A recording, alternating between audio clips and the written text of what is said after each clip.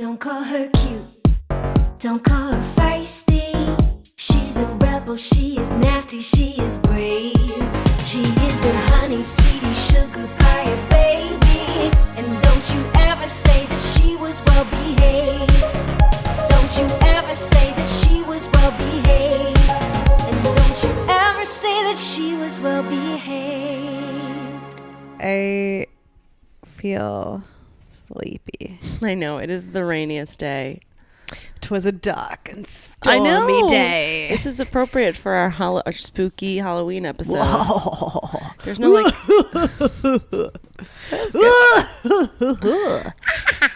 That was a good cackle. Thank you so much. I am a witch, so. Oh. I'm a male feminist. The scariest feminist of them all. The spooky sounds of Halloween. It's not like lightning or thundering, but it is very rainy. I was supposed to pick up my laundry today. I'm not going to do that. I'm impressed you picked up the pizza. Well, yeah, I when it's like right across the street, I feel very like annoyed paying for delivery or tipping. I'm just like, I'm not going to do that. That's too much. It's so stupid. I can just go get it. So I did. It wasn't so bad. What do you tip on laundry? Usually just like a few bucks or something, or it depends on how much it is. Like this one's a big one, so probably. I don't think you really need to. I think it's kind of like a. Do you need to tip like 20% like you do for other stuff? I don't know. I've never done the pickup or delivery for laundry. Just do a few bucks. I ours should is maybe so Google close. that though. If someone is listening and knows the answer to that, I usually just like Ours is really close too, but it just takes so much time. Yeah. I don't want to do it. Why does it take so long? To do laundry? I don't know. Yeah. It takes it just takes time. It's like an hour and a half, 2 hours tops. Yeah, but then otherwise I could just drop it off and pick it up. That's less time. Okay. All right. Hey, whatever you want to do to make your life bougie, easier and nice. I mean, laundry pickup and delivery is one of the most affordable little like services that you can do for yourself. Yeah, and I don't deliver it. I go pick it up. So Yeah. it's and I don't like it doesn't. They don't come here and pick it up. They fold it so nicely. I know they fold it so nicely. I do have to go get it, so it's not like that. It's like a slightly less. In college I would pick it up, have it picked up all the time. It was great. We didn't have that option in college, I don't think. I know, I lived here, so. What were you for Halloween? You said you were going to save it for the podcast. Oh yeah, I'm. Well, I didn't do anything last night, but on Tuesday I have a show, like on Halloween day, and so my original idea was to be the Empire State Building because I wanted to do a New Yorkie costume, but then. And I have like in my head how I would do that. I just don't have the time. Yeah, that's a crafty one. It's a lot of cardboard and a lot of paper mache. I mean, it's and like string. doable, but it's time. There's time necessary. It's a lot and space. I think a big thing is space that we just don't have. Yeah, because it's your living room. I mean, again, you would need like a full day to like spread things out and like. Well, and I think you need more than a day because things are gonna have to dry. Yeah. And it's too much. So I'm gonna be Rose from Get Out. When she's in the scene where the scene where you realize that she's evil. With the where keys? No, not that. Before, when she's in her living room with headphones in eating cereal, but the cereal is like separated from the milk, and you're just like, oh, she's an evil white girl. How are you gonna do that? Well, I just have a white collared shirt and khakis because that's what she's wearing with like a really tight pony. And then I'll have the keys with me probably. Yeah. And then also like a bag of Fruit Loops that I'm just going to carry around. Classic. So super costume. Easy. Last night I went out and I just was Planned Parenthood. How'd you do that?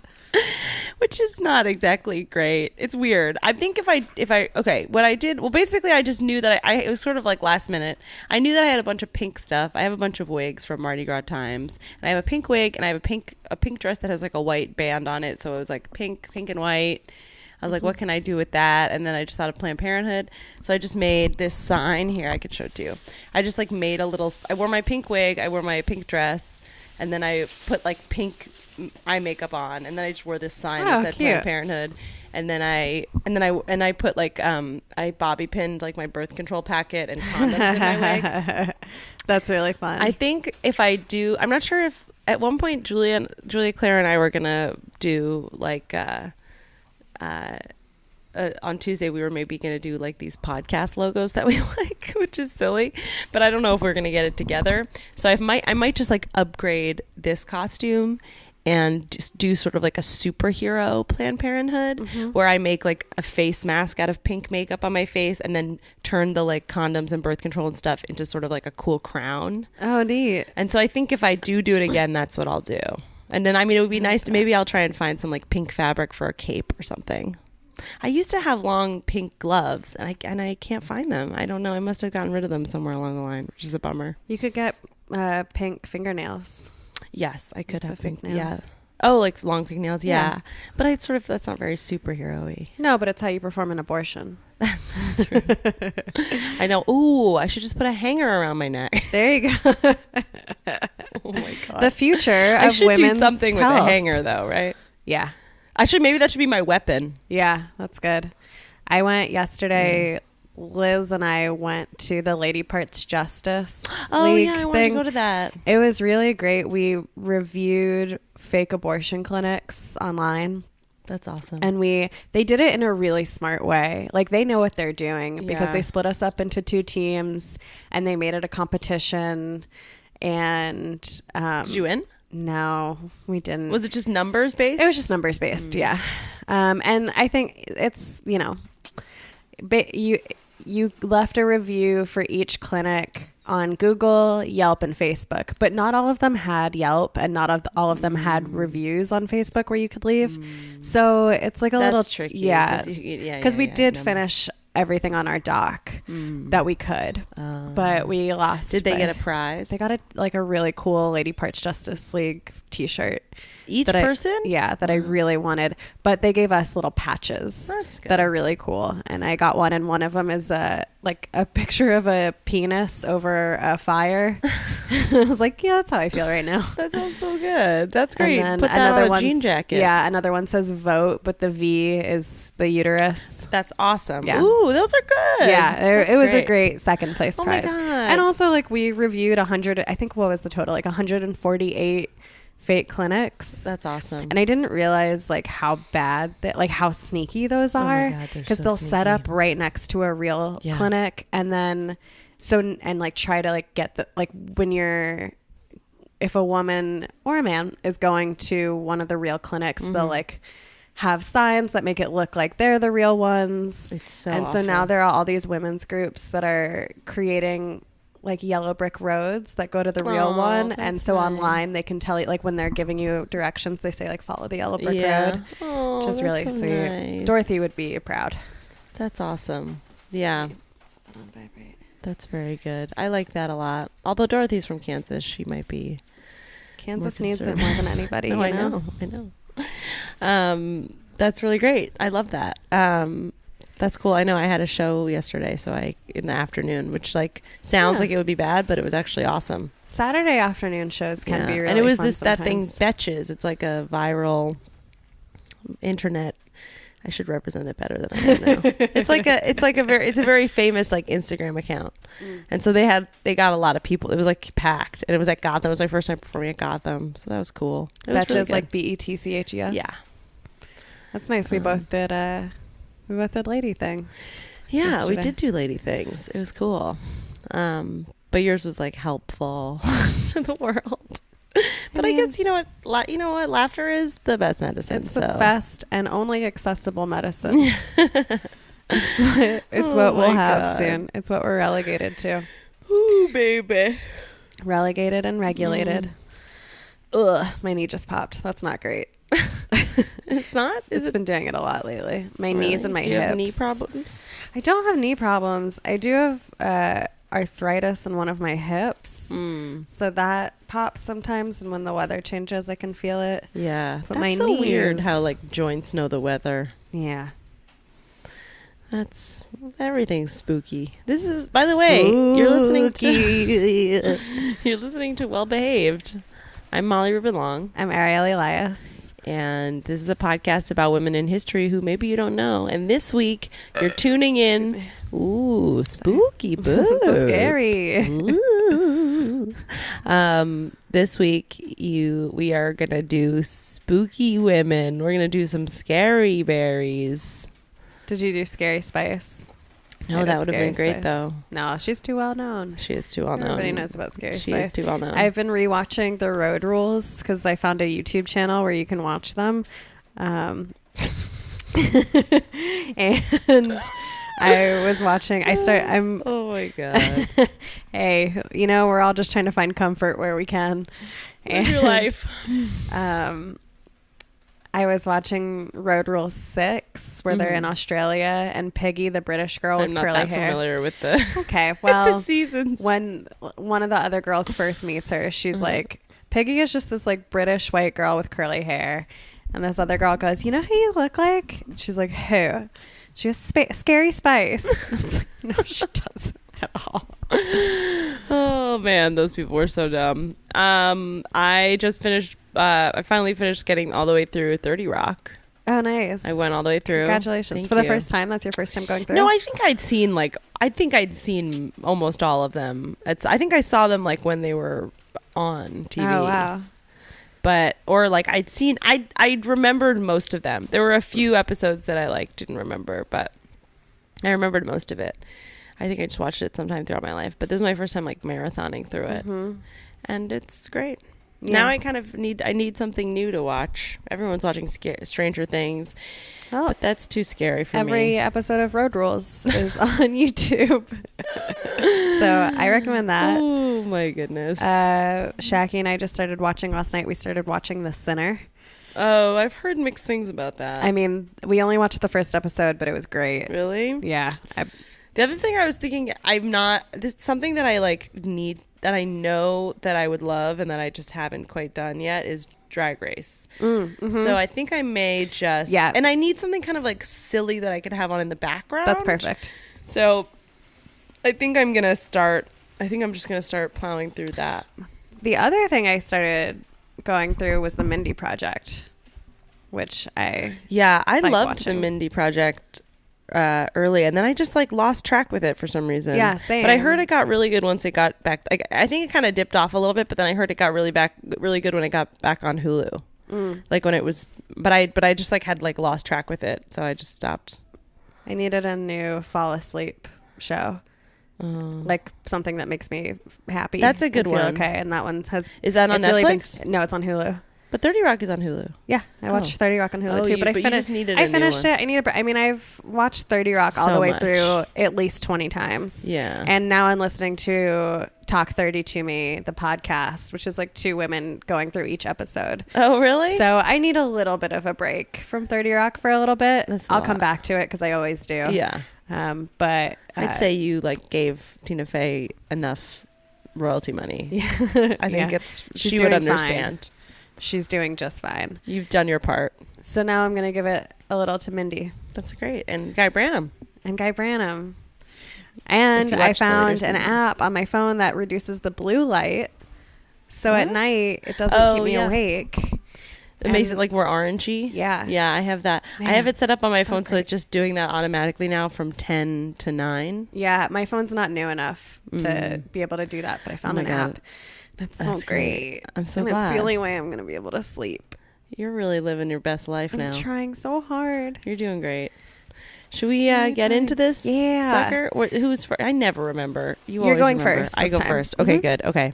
I know. It's been a while. I know. Well, because, we recorded it way before I left for Los Angeles. Did you have fun in Los Angeles? I did have fun. It was fun. It was tough because it was like Louis is working on this show, and it was like right before Louis Katz, world famous comedian Louis Katz. Third most famous Louis in comedy. Fourth most famous Katz. Yeah, probably. Fourth? Oh, in the world? No. I don't know. Yeah. I was just trying to... There's Dr. Katz or whatever, Louis said he once did a show in Florida, and a guy came up to him after and was like, I'm such a big fan, blah, blah. And then it came out that he thought he was Dr. Katz, but he was like, the guy was like, I'm really depressed, and this is like, meeting you is like the best thing that's ever happened to me. So Louis just didn't tell him. Yeah. That's really sweet. So funny.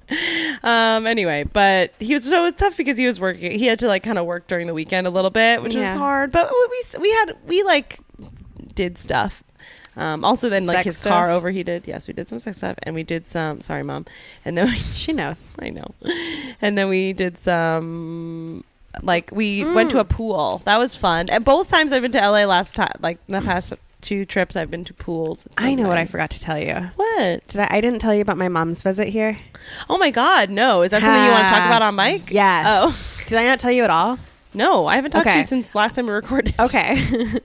my mom earned so many points in my heart last Oh, I weekend. think like air miles. Because yeah, we traveled the world.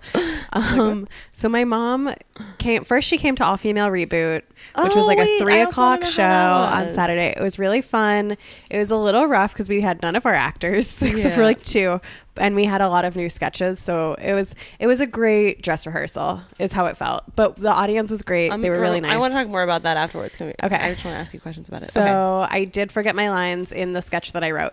But which one? Her. Oh, him. Oh. But Julia Johns like covered for me so That's good. great. Because like the way it works is like she's like you only hear her voice. She's speaking into a microphone behind stage, and I'm the only one on stage. And I just completely forgot my next line, and I was like, I don't even know what I'm supposed to say to that. And so she just moved, and I was like, knew. oh great, you got it.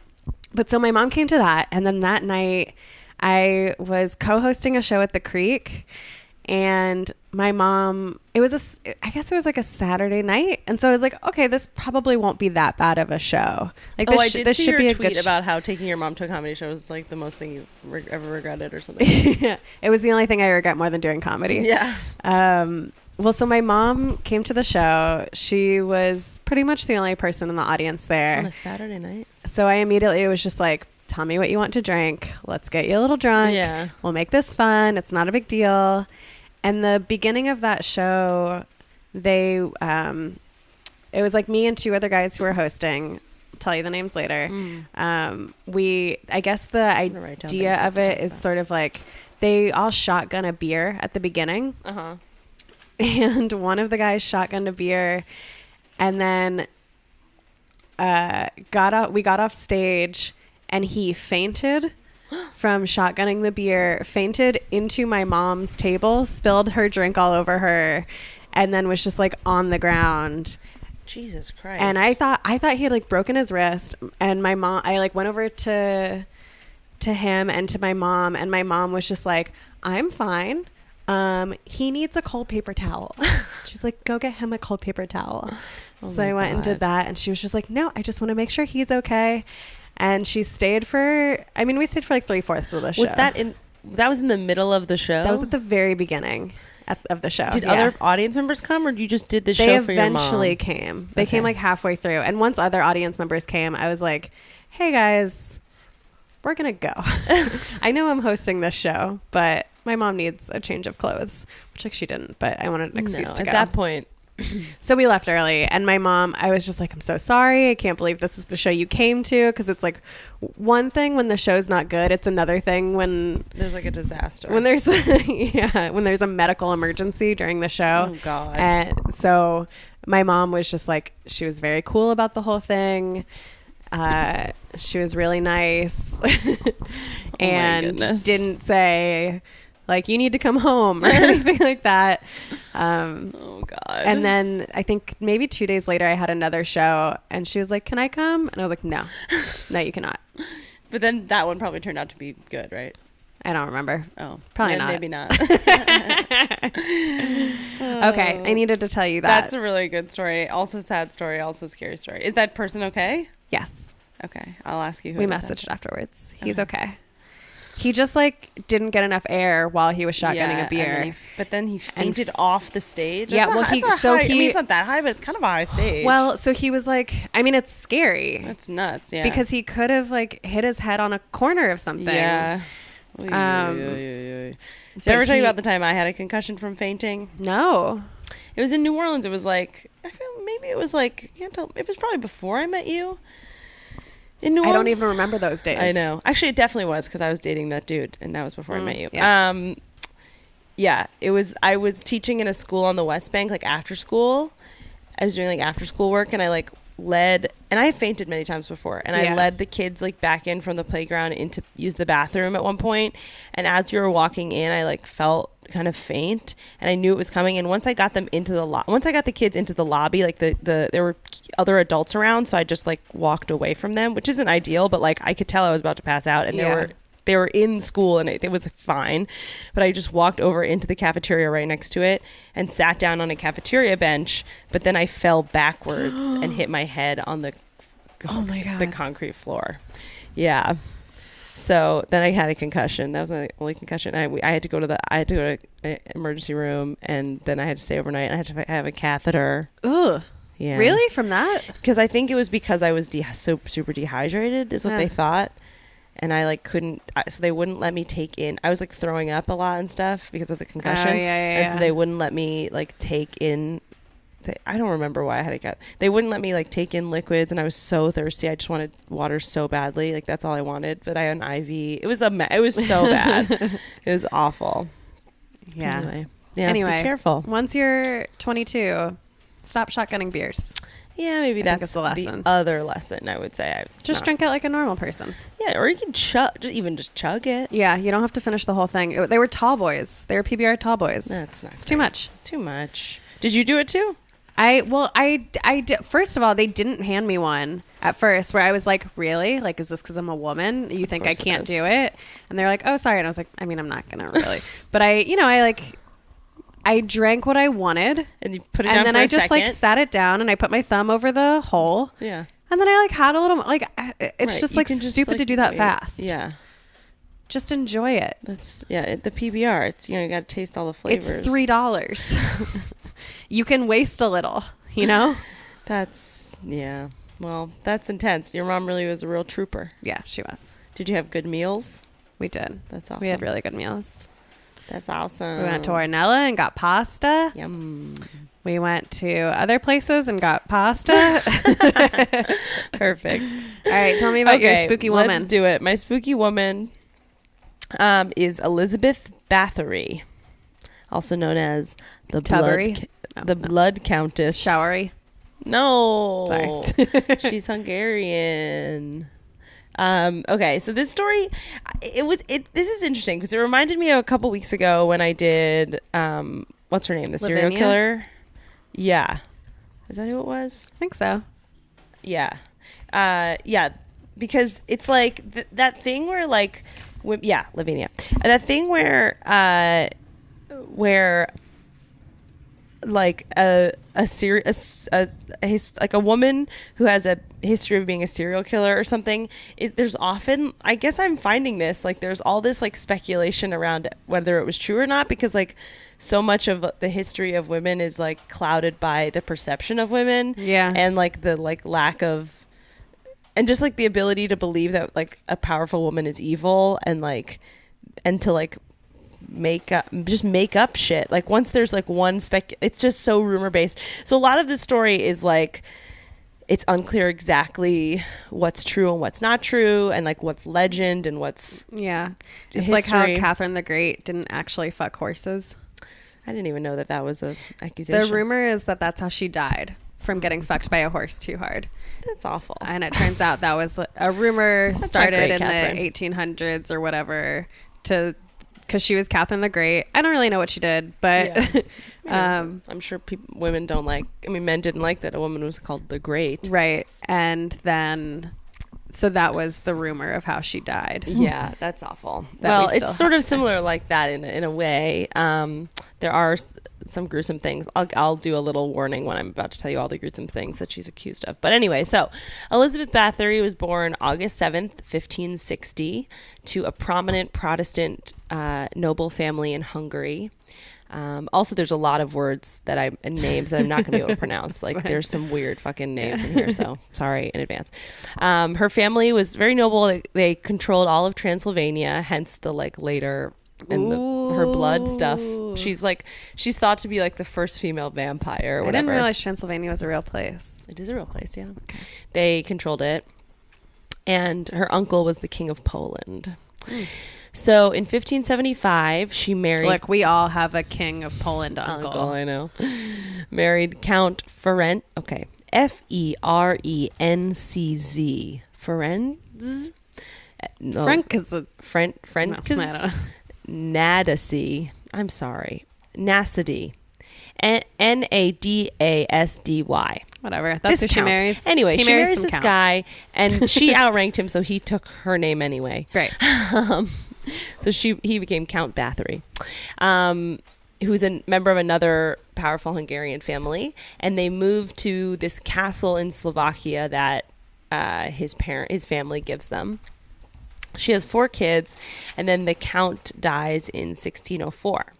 At this point, rumors start spreading that she has been like torturing and killing peasants and servants for a long time, and that she started to kill women from lower noble classes, and that's what woke people up to it. Like when she was supposedly killing and torturing servants, people were like, whatever. Yeah, I mean, like, they're her servants. They serve her however she sees fit. Yeah. But then when there were rumors that she was killing women from lower noble families, that's when it became a issue, I guess. Yeah. Hey, those people matter. And again, this is all, I'm going to sort of tell like this version of the story, and then I'm going to sort of tell like the other theories about like what may have happened. So anyway, So for this trajectory, so at this point, her cousin, oh my God, Georgi, Gyo with 2 dots over it, RGY, Thurzo, Georgi Thurzo, is the Count Palatine of Hungary, which means that he has absolute power over national affairs, and he's the second in command to the king. So her cousin is this like 2 in command of the king, because he's a count. No, I got it. Okay, that was great. Thank you. That was really good. Thanks so much. I loved that. I love you. I love you too. So this guy who's the second in command of the king is ordered by the king, Matthias, to investigate these accusations. Mm-hmm. The cousin Thurzo comes back with depositions from people around her estate, and concluded that she had killed and tortured over 600 people with help from a few close servants. So most of the things definitely say that like she had like a few close servants who would do most of the torturing and killing. Sure. Look, that's the one thing. It's Other accounts so hard say, to find good help who will torture and kill people for you. I know. Some accounts say it was like around 200 people. When the servants are eventually tortured for a confession, they can only come up with like 36 names or something.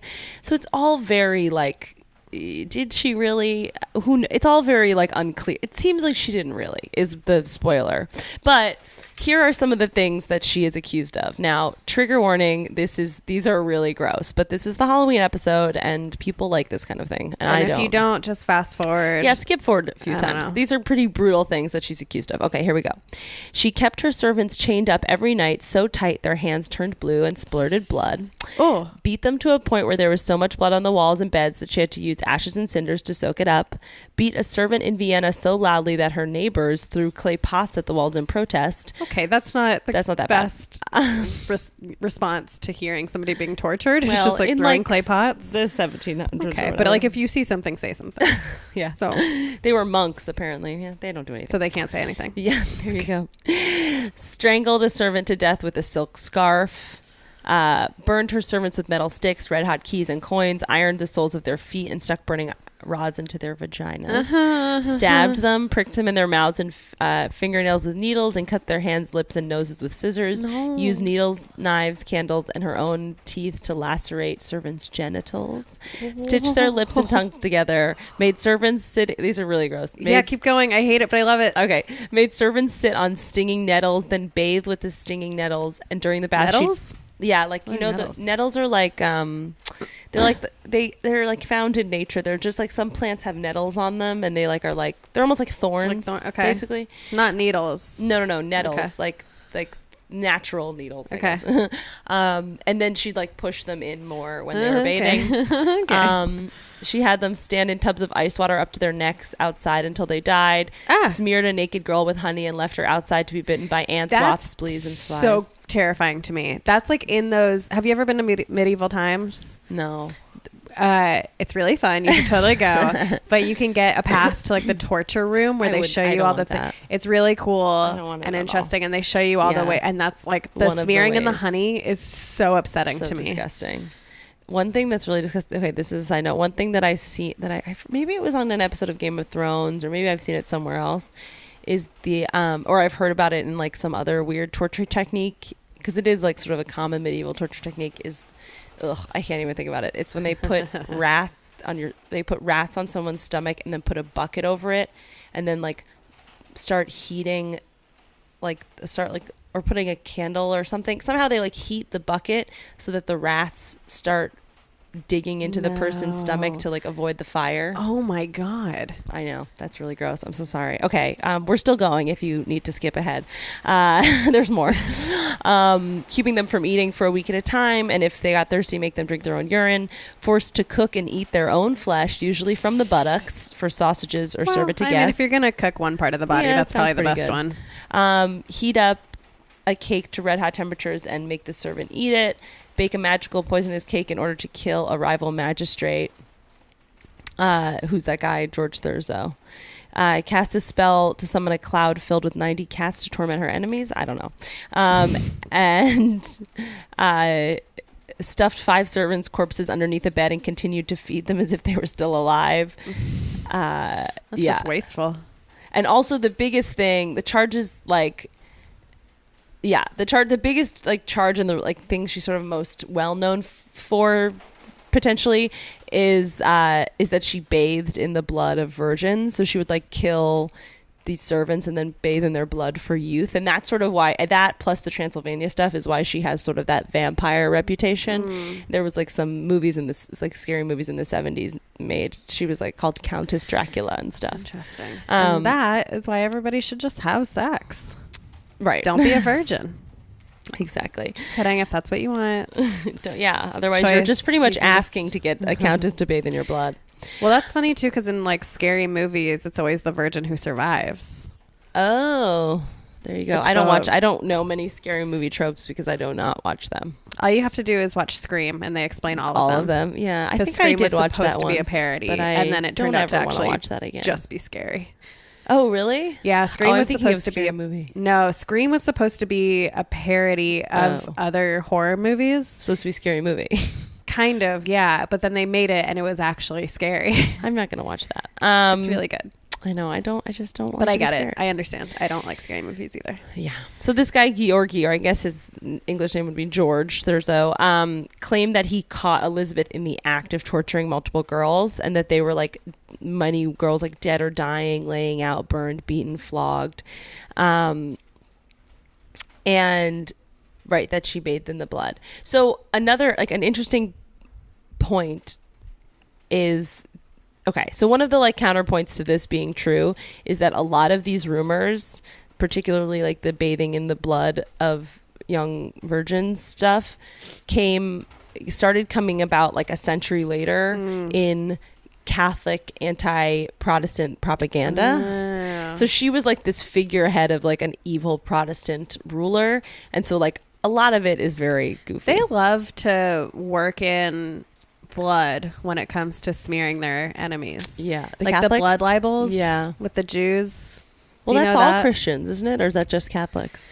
Whoever was responsible for the Inquisition. I think that's the Catholics. That's Catholics, I think, yeah. It was, that the Jews used Christian baby blood to make our matzah. Which they're not wrong. They're not wrong, but it's like, how did you find out? And stop telling everybody. Right. It doesn't make us look great. Also, like... You try finding an iron source in the 1500s. Oh, Lord. Okay. So the servants who helped her with all of this were all like tortured and executed. Like I said, when they were tortured, they had these like forced confessions, and all they could really come up with while being horribly tortured was like 36 names. So it just doesn't seem like any of it's true. And now we know that that's not a good way to get information anyway. I don't think that's a good way. People just say anything to make the torture exactly. end. And they end up getting killed anyway. And then she gets life. She basically gets life in prison in her own home. So they like wall her up in her home with just like slits for food and air. And I think that this is basically because like that Thurzo guy kind of thought it wouldn't look good for like them to kill a noble woman, even if she is supposed to be evil or whatever. But I would almost rather be killed than she lived in a single cell for 4 years before she just died. But like that sounds way worse to me. I'd rather just die. Yeah, I mean, it is some nice alone time. No, which oh must my have been hard God. for a woman See, to get you like back that. then. I mean, I wouldn't like it for 4 years, but think of all the reading she probably got done. I don't know that they gave her anything to read. No. I don't know. Think of all the writing she got done. I don't think they gave her any. Think of all the songs she thinking. came up with. She just was thinking a lot. Yeah, it sounds pretty awful to me. So she died 4 years later, Sunday, August 21st, 1614. She was at first buried at some church, but then like when the church realized who she was, they made her take them back. And then like in 1938, it was reported that they had checked both that church and like her family's crypts, and like no one knows where her remains are. Ooh, So that's spooky. I also love the idea of the church just being like, hey, what's your return policy A real Indian on giver. bodies? That's a fun racist term. Yeah. Sorry. Yeah, your return policy on bodies. Yeah, it's a real unfortunate term. Anyway, so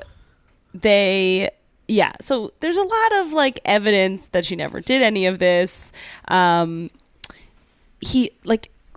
Basically some things to note. She owed the king owed her rather a bunch of money. And as soon as she was accused of a crime, he didn't have to pay that money anymore. Mm-hmm. Also, she was partnering with her other relative, her nephew, who was the Prince of Transylvania. She was partnering with him to try and maybe take over the throne. And there was also, I couldn't tell if it was an attempt or a successful assassination. Two different things said two different things. But at least an attempted assassination of that prince, her nephew, probably organized by this Thurzo guy as well. And there was a plan for her and the nephew to like try and overthrow the king. So it all seems like it was kind of politically motivated. Yeah. Politically and financially motivated. What else about it? Okay, let me see. Yeah, and it's not like they had like Twitter back then where you could see like a live it was hard to see the recording receipts, of anything. Yeah.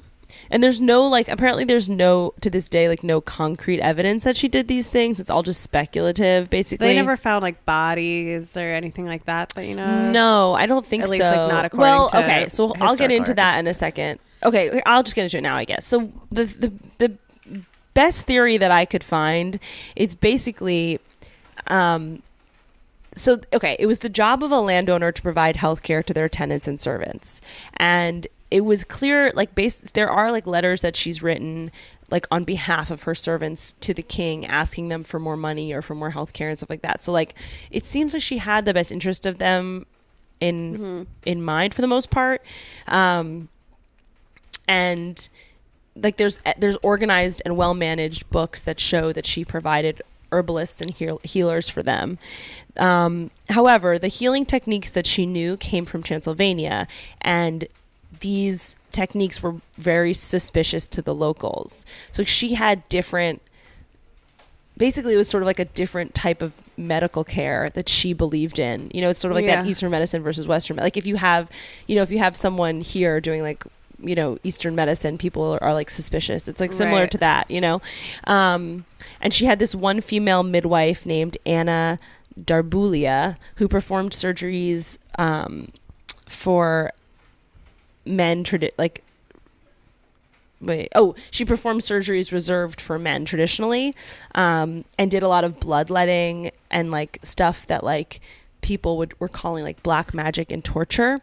So basically, like, she had all these like healing techniques and you know, healing techniques at the time are a lot of like bloodletting and removing of limbs and like needles and like weird shit. Take 4 leeches 3 times a day. Yeah. And it's like, so all this stuff is like the type of medical care she was doing could easily have been rumor milled into being torture. Oh, yeah. Like bathing in blood if she's actually just bloodletting. Right, stuff like that. And so it's all just, and also like she was a very powerful woman, a very well organized woman, like very like, and it does seem like she was kind of a bitch, but like because there's some best accounts, ones are. Yeah, there's some accounts of her just like being like kind of like, but I can see how it's possible that she was just like a super strong, powerful woman. Also, most women when their husbands died would like they would they would lose all their money and stuff, and she like for some reason didn't. I couldn't really figure out why, but she like maintained power even after. And it's right when her husband dies that all these rumors start like coming up, and it all starts whatever. She was like, I wasn't coating them in honey. I was telling them to take a spoonful of honey. It's good for your throat. Exactly. So, you know, these are painful medical procedures, and like a lot of them, according to modern science, are probably torture. But like that's not. It like wasn't her intention, you know. And so there was like a set of like 12 deaths maybe that Thurzo used as the basis to arrest Elizabeth without formal charges, by the way. They like her trial was a real mess. Like none of it was like well, you know, properly done. But those deaths that he used as an excuse to arrest her were all lined up with times when the area had a bubonic plague. So it was like they were probably trying to heal them, and then they died. Like, look, Elizabeth, we're either going to blame you or the Jews.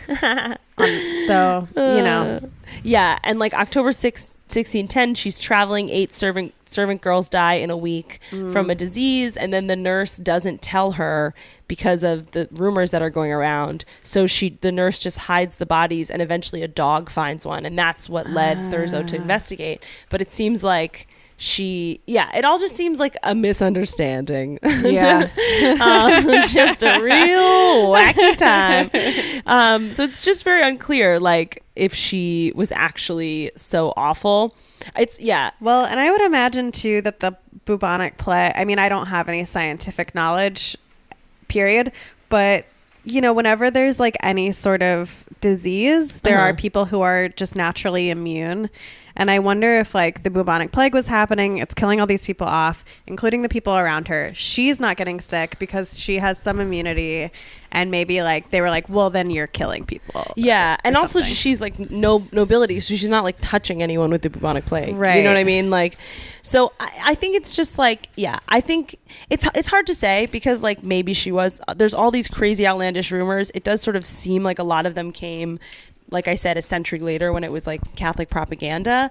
But it's all a little unclear, which is because it was like that with Lavinia too. It's like once there's this idea of an evil woman, it just like the rumors just spiral for centuries. Yeah. It's so like it's just weird. It's like both romanticized.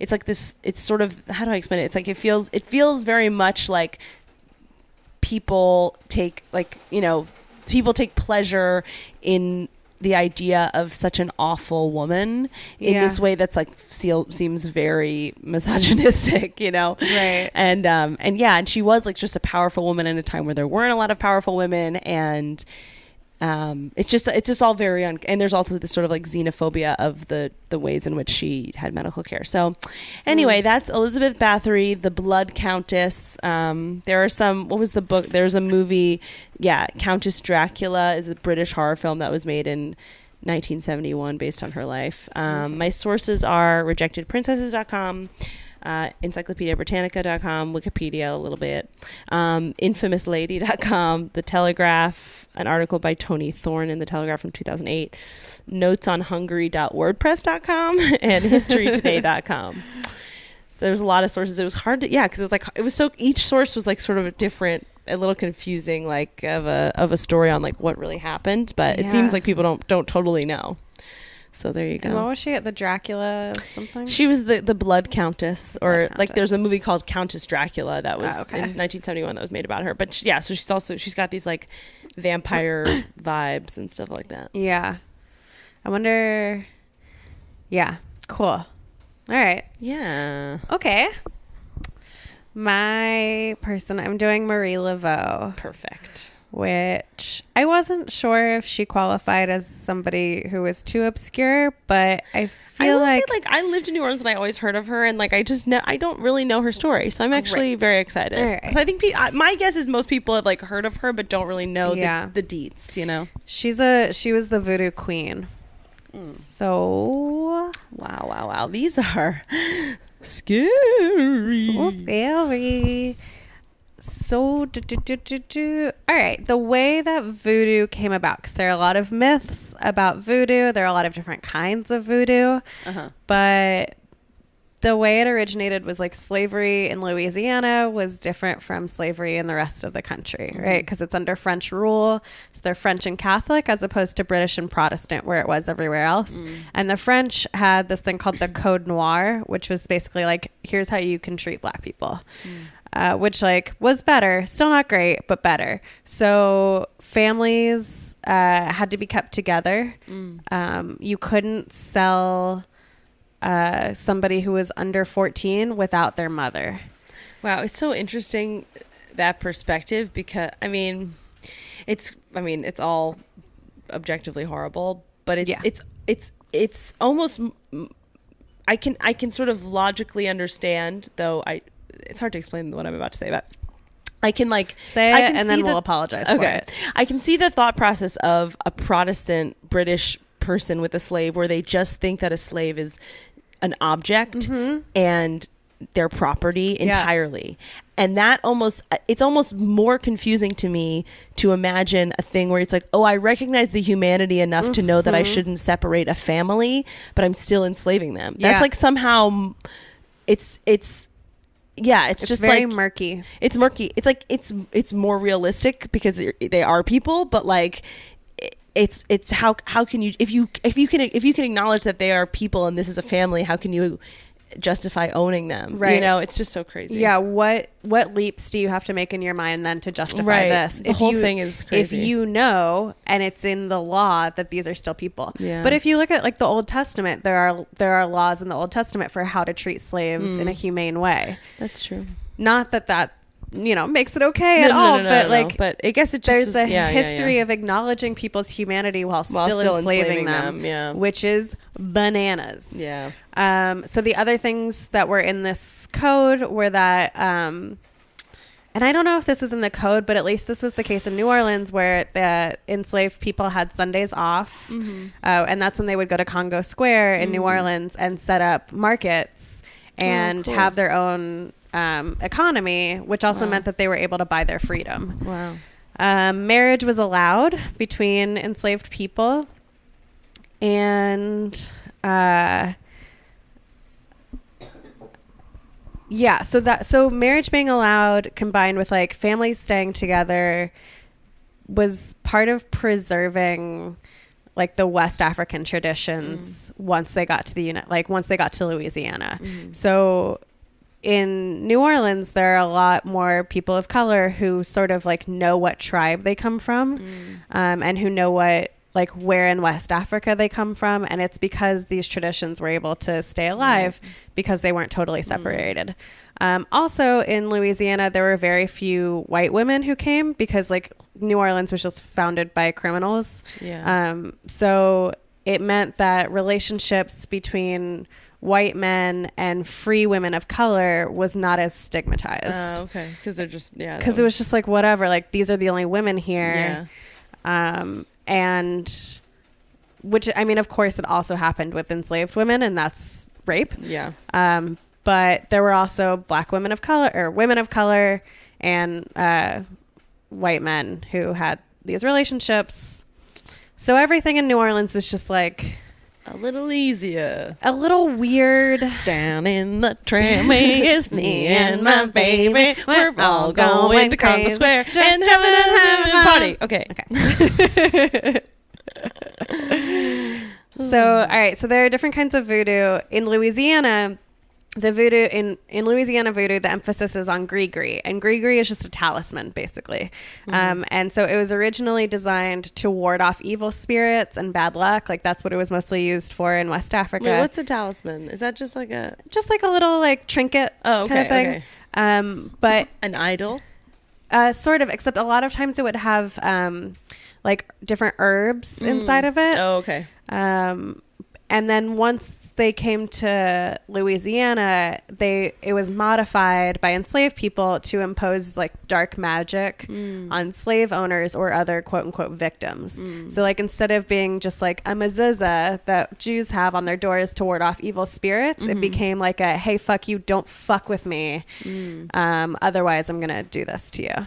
Oh. And Yeah, so there would be the gree would have roots and herbs that could cause hallucinations or vomiting or that could heal. So like cinnamon or whatever. And then in Louisiana, the voodoo basically just like merged traditions and like the spirits of West Africa with Catholicism. And enslaved people in Louisiana were able to maintain their traditions by hiding them inside of Catholicism. So like playing dreidel. Yeah. You know, like that's yeah. If you don't know, the game of dreidel at Hanukkah was like a way for Jewish people to practice to like celebrate Hanukkah without it being known, like so that like when people came around, like when practicing Judaism wasn't allowed, and it just seemed like a game. It seemed like they were gambling. Or capoeira is another. Well, that's not really a religion hiding, but it's like a Brazilian Fighting dance hiding? form that was fighting hiding. Yeah. Fight hiding.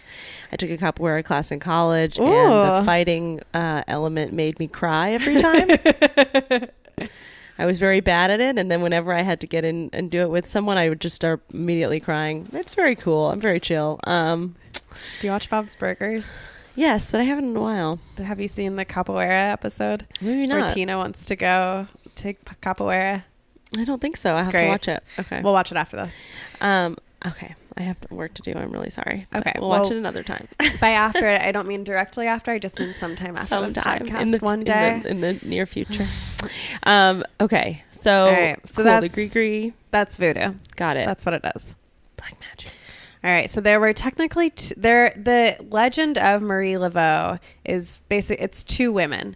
It's Marie Laveau and her daughter, and we just kind of get them confused. But I'm going to try to focus on the mother, because like so one, they apparently looked a lot alike, but the mother was like much warmer and comforting, and the daughter was more aggressive and supposedly like more involved with dark magic and also some prostitution, but they both were involved in that. It's a great story. Okay, so the mom was born, Marie Laveau the first, was born in the French Quarter in either 1794 or 1801 as a free woman of color, but it's unclear who her parents were, like because she was some mix of Native American, black and white, but every source had a different explanation for who was who. One said like she grew up on a plantation and her father was white. Another one said her father was a free man of color and Native, and her mom was white. Like I don't know, but whatever. She's Creole and free, and she was described as tall, beautiful, and statuesque with curly black hair and golden skin. In 1819, she marries this guy named Jacques Paris, who was a free man from Haiti. And Jacques had come to New Orleans in 1804, right after the revolution in Haiti, which was like the slave revolt that ended slavery in Haiti. And then a bunch of, like, basically it threw that whole country into turmoil because that's how Haiti was founded. And then a bunch of French colonists who had been in Haiti came over to New Orleans to escape. And also a lot of black people came over to New Orleans to escape, just like the turmoil that happens when you start a new country. So there's this huge influx of people who just came from this country that abolished slavery. And Jacques was one of these guys. Sorry. And even though the Louisiana Purchase happened in 1803, making Louisiana part of the United States, there was when Louisiana was under Spanish rule, there was a ban on slaves from Haiti. So all of the black people who came from Haiti to New Orleans in 1804 were free and could not be enslaved. Wow. So she marries this guy, and like that's also a big part of the confusing, I guess, sort of like culture in New Orleans around this time of like why it doesn't fit with the rest of the South. Yeah. The rest of the country. Yeah. The rest of the country, really. But in particular, yes. In particular, like, local area. Like segregation never really took in New Orleans because it was like they were integrated and then they were segregated and then integrated, then segregated. But it's like you can't. Right. You can keep going. You can't just keep doing it back and forth. Wasn't Ruby Bridges there though? No. I don't know. Oh God, wait. Let me look. And I feel maybe it wasn't in New Orleans, was she? I don't know. Wait, let me check. Sorry, guys. This is bad. we're just, checking our own lack of knowledge. Just gonna check it out. Yeah, she was in New Orleans. Oh God, I feel vindicated. Sorry. Let me see. In New Orleans. Yeah, in the 1960s, one of right. 6 black children to pass the test that determined whether they could go to the all-white school. Sure. So I guess like schools, it's easier to segregate schools than it is housing. Yeah, that's true. Yes, housing. Yes, for sure. So, all right. Well, there's my own ignorance, and I apologize. That's okay. But I think you probably are right. I think you're probably right in some way. I mean, I'm sure New Orleans was just always like slightly different. And like you said, schools are something that's like regulated. And also that the 60s, that's when white flight happened. So this could also be like, this could kind of be Jim Crow segregation kind of stuff that, that was starting to take more than the other times or whatever. Hey, email us at wellbehavedpod@gmail.com and talk about segregation. Tell us why we're wrong. I mean, it sounds like maybe there's a larger population of freed African Americans or, freed black people at that time in New Orleans. So then there were. I found they have to face it more than any place else does. I can't remember what the statistic was. I think it was something like 13% of the people of color in New Orleans were free, whereas like in Mississippi it was like 0.08%. So it's like, it's a much higher population. There were also free people of color who themselves had slaves. Right. So I think it just is like more confusing there. So like everything, it's all very confusing. And I've tried many times, including when I lived there, of like, wait, when was Spanish rule and when was French rule and when did it become French rule again? But also it was still like whatever. It's a very ungoverned place, even still. Yeah. So but Marie Laveau's marriage certificate to Jacques Paris, like you can still see it in New Orleans. It's in the St. Louis Cathedral. Oh, cool. Preserved there. So that's pretty cool. In 1824, most likely Jacques left Marie. Like all of a sudden he just kind of like disappeared and there's no evidence that he died. But she kind of spun the story and convinced everyone that he had died because it's like less embarrassing. Yeah. And then I love that. No, you got done. No, he's dead. He died. It's like it's like, I think, didn't that happen with Ada Lovelace last week where like there's she just her ran husband away. Either died or Lord Byron. No, it was she just took the kid in the middle of the night and was like, bye forever. Who did we do? I forget who, because we made the joke and because I was about to make it again and then I was like, oh no, we already did that. If either way he was dead to her. Oh, but I can't remember when. I'm sure we've done that. But yes, either way he was. But so making the joke again.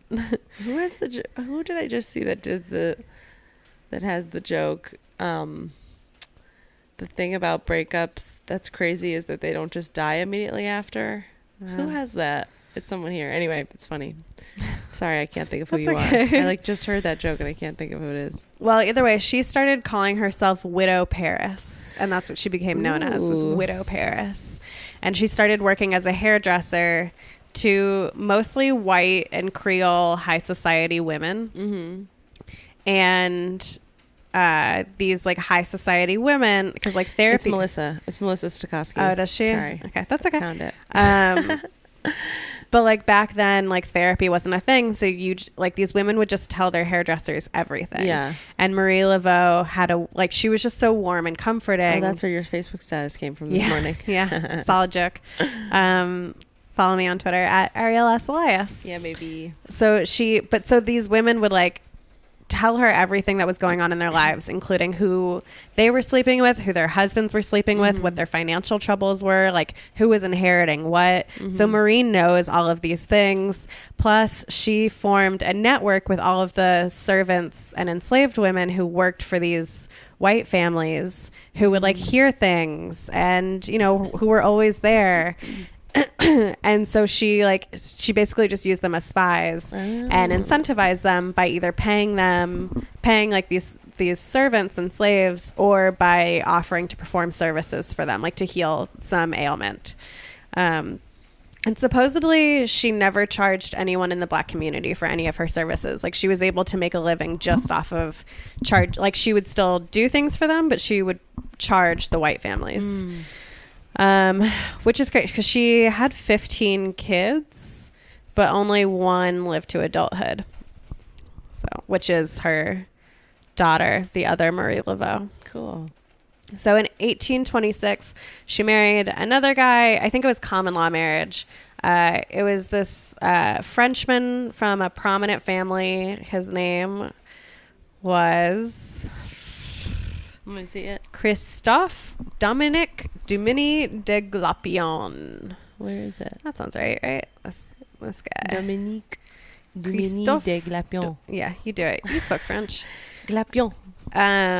He was actually 3/4 white, but so this is another difference. Still counts. Well, so this is the difference between New Orleans and the rest of the country, where in the rest of the country, if you had a drop of African American blood, you were not considered white. Yeah. In New Orleans, if you had majority white, you were considered white. Right. So like that's the other, the other difference. They really saw the glass half full, I guess. Is that racist to say? I hope not. I didn't mean it that way. Okay.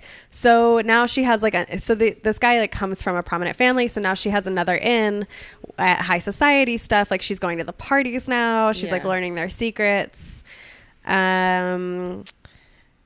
Here's a quote from Strange History. It has been said that the Voodoo Queen of New Orleans had the power to put a person into or out of City Hall. She nurtured the sick through multiple epidemics, stood on the gallows ministering to the condemned, and was accused of causing the deaths, through voodoo, of both a lieutenant governor and a governor. Many condemned her as a witch, while others praised her as a saint. Ooh. And there were a few... Spooky! Wow. So there were a few voodoo queens working in New Orleans, but Marie wanted to be the main one. Yes. So... since voodoo was sensationalized at the time, she started holding these public voodoo ceremonies in Congo Square on Sundays where the races were allowed to mix, and she would charge admission to the white people to come and see. And this made it it made voodoo more accessible and acceptable, but also real. It wasn't something that you could just well, that's just what they do kind of thing. Right. It became no, this is what we all do. Right. And it also, I think before this, it had mostly been practiced in the bayou. And so it was really easy to make people who believed in voodoo, it made it easier for them to be demonized. And this way, by bringing it into the town square, or into Congo Square, it made it no, this isn't evil. Normalized, kind of. Yeah, normalized. That's a good word for it. So she's doing that, and then she also set up secret orgies for white men and black women, supposedly in the Maison Blanche, which was a department store, but I don't know. There were a couple sources that talked about this, but I couldn't find any confirmation. But supposedly there were these secret rooms in the Maison Blanche, and it was for voodoo and sex. But it happened somewhere, even if it wasn't there. Yeah. And it was never raided by the police because the policemen were too afraid of her powers. Cool. So, awesome. But also from that, she's getting more blackmail information on these people because it's these white men who are at these orgies that she's arranging. Right. So she knows who everybody's sleeping with. Oh my God, this is actually so New Orleans. Yeah, right? I mean, I can't believe I never heard this story. I mean, I'm embarrassed that I lived there for so long and never did, but this is the amount of ways in which this is so New Orleans is so crazy. Yeah. The secret sex parties, the spookiness, the just a gossipy woman who knows everything and uses it as power. It's so New Orleans. And the small charging white people. Yes, yeah, exactly. Because just everybody knows everyone thing. It's so funny. So basically at one point, judges, people who wanted to, because judges are elected, they would pay her as much as $1,000 to win an election. Jesus. They would pay $10 for a love powder, and and again, she would just freely help most blacks, and going to her for a reading became in vogue kind of thing. It was a cool thing to do. Yeah, exactly. So, but it's like, yeah, judges paid her because, like, if they didn't, she would just expose them. That's because she awesome. knew who everybody was. Blackmail's cool. Blackmail, in this case, super cool. Super cool. Oh, and so part of her, I don't know if you remember, this was in like episode 2, but she reminds me of Mary Seacole, who was the Haitian lady who like treated people with cholera, because it's like, yeah, she had this knowledge of these herbs and roots and was able to help all these sick people. She would do it free of charge. She was seen as a humanitarian. There are current efforts to have her canonized as a saint. Wow. Because it's like, she went to Catholic mass, like she had technically was Catholic, but she was just, hiding her voodoo in there. She gave her last public performance in 1875, and then on June 15th, 1881, she died at her home. The New Orleans Daily Picayune obituary said, "Those who have passed by the quaint old house on St. Anne between Rampart and Burgundy streets with the high frail..." Excuse me, what? Burgundy streets? Burgundy. Sorry, I'm reading it. I'm so sorry. I'm so sorry. Burgundy. I'm so sorry. I've been here too long. Between Rampart and Burgundy. Don't have to say it like that. It's just clearly not Burgundy. Sorry. I'm sorry. Okay. Between Rampart and Burgundy streets with the high frail looking fence in front. Oh man, I'm so embarrassed. This is worse than forgetting who Ruby Bridges where she was. And I lost my place. I know. It's like, for those of you who don't know, in New Orleans, street names are pronounced basically just incorrectly. It's all wrong. So there's one that's spelled the same way you would spell the color burgundy, but it's pronounced Burgundy. It's similar here, like Houston, Houston. Yeah. There's, and like Calliope is Calliope. Yeah. All this other stuff. I'm so sorry. Okay, so, all right, I'm going to start this quote over again. "Those who have passed by the quaint old house on St. Anne between Rampart and Burgundy streets with the high frail-looking fence in front over which a tree or two is visible have been within the last few years..." What? Okay. Notice through the open... This is a disaster. "Notice through the open gateway a decrepit old lady with snow white hair and a smile of peace and contentment lighting up her golden features. For a few years..." We're almost done. "For a few years past, she has been missed from her accustomed place. The feeble old lady lay upon her bed with her daughter and grandchildren around her, ministering to her wants." So you can go ahead and cut that all out. I'm not going to.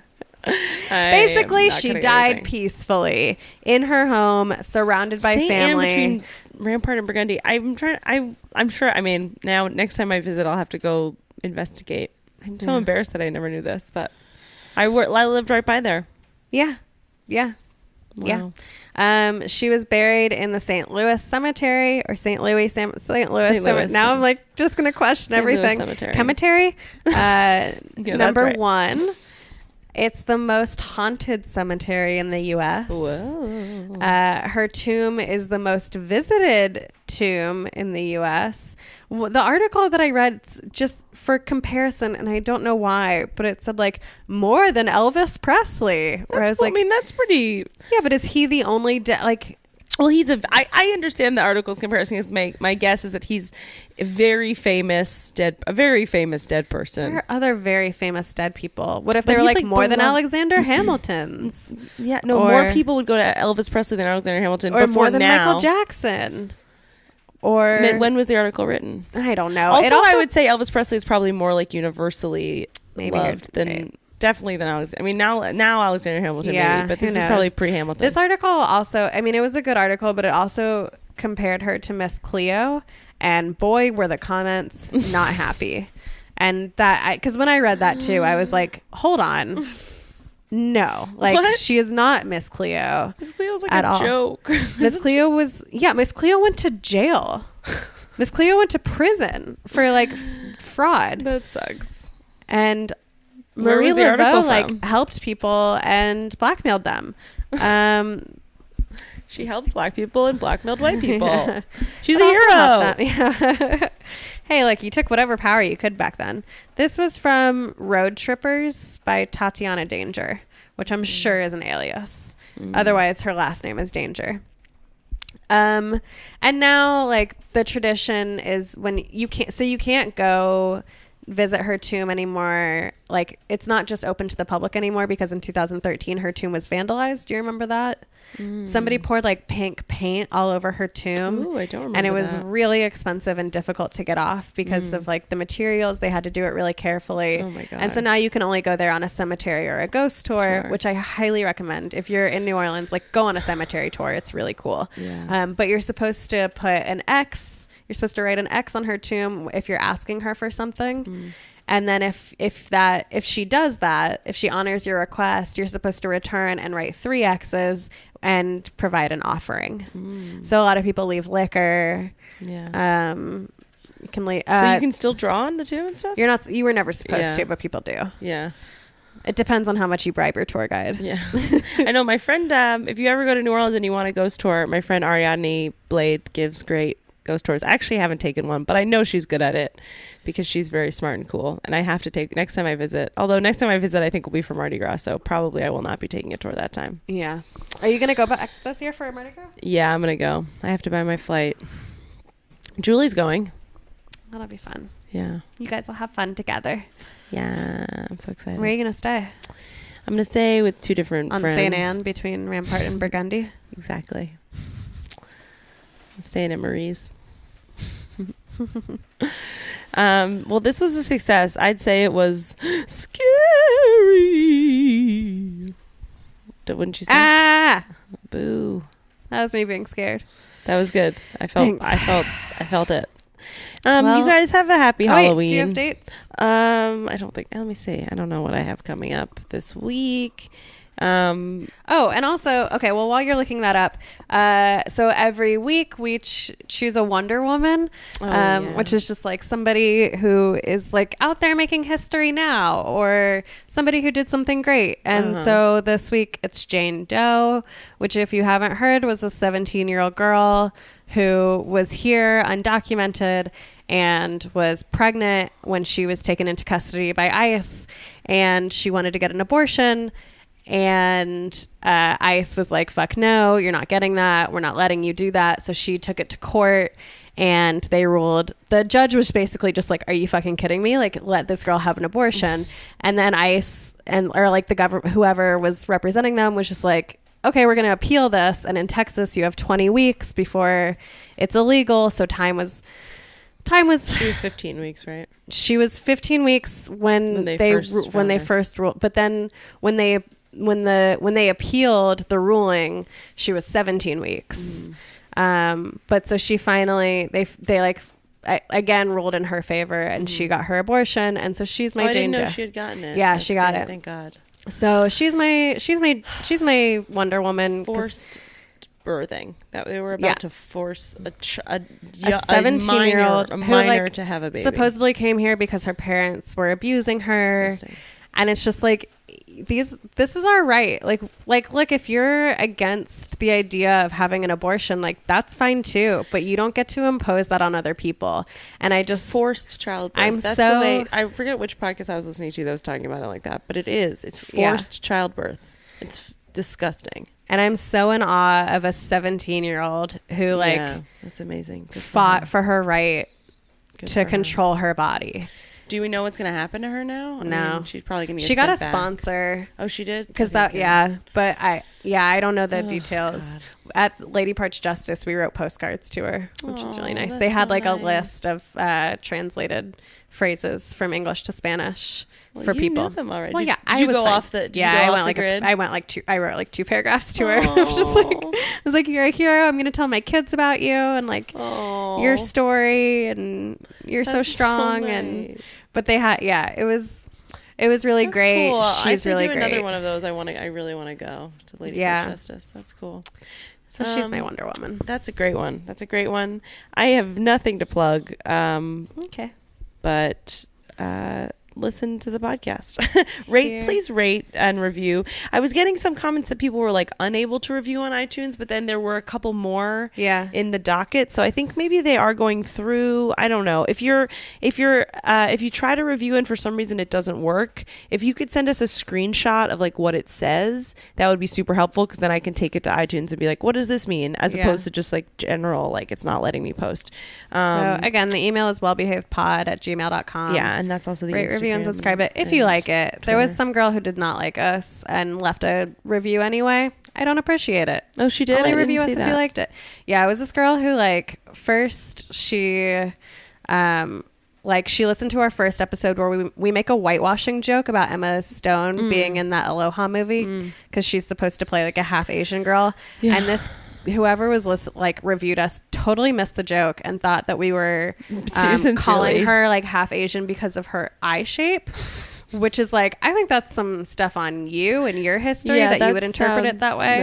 And then it was just like, all right, you just didn't get the joke. And then she was just like, I think it's a great idea, I just don't like the execution. And I was like, okay, well then don't listen. Don't leave a negative. You don't have to leave you don't have to give us something 3 nice stars. to say. Don't say anything at all. Just don't. And okay.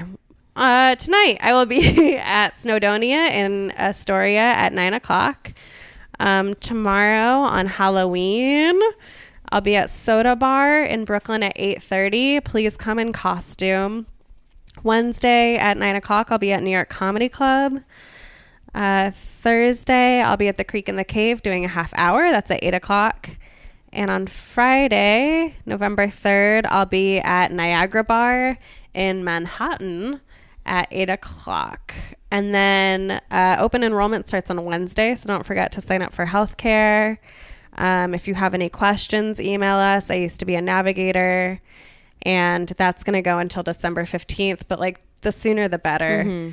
Yeah. And also it looks like a lot of premiums for people might end up actually being more affordable through like some weird,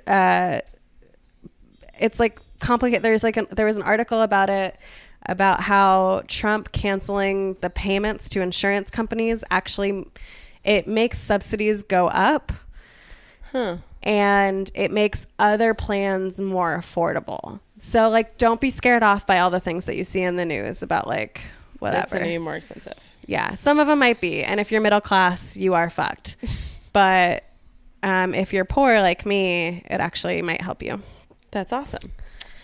So that's what I got. Well, and then November, I'm going to say one more. It's for next week, but Tuesday, November 7th, another chance to see me do a half hour at the Footlight Bar at 7:00. That's it.